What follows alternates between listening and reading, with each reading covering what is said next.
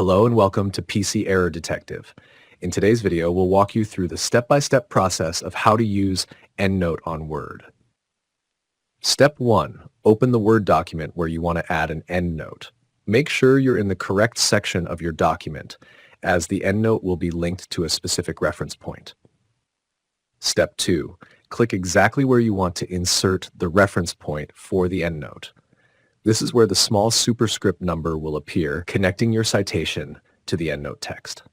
Step 3. Now, go to the toolbar at the top of your screen and click on the References tab. This tab contains all the citation and referencing tools you need.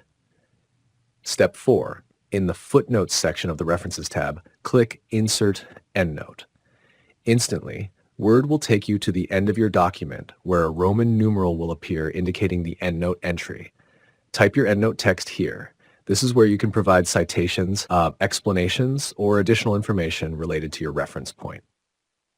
Once you're done, simply scroll back up or click the reference point in your text to return to your original position. You'll notice the same numeral appearing where you place the reference. To add another EndNote, just click on a different point in the text where you want a new reference. Then repeat these steps. And that's it. Don't forget to subscribe to our channel for more tech tutorials. Thanks for watching.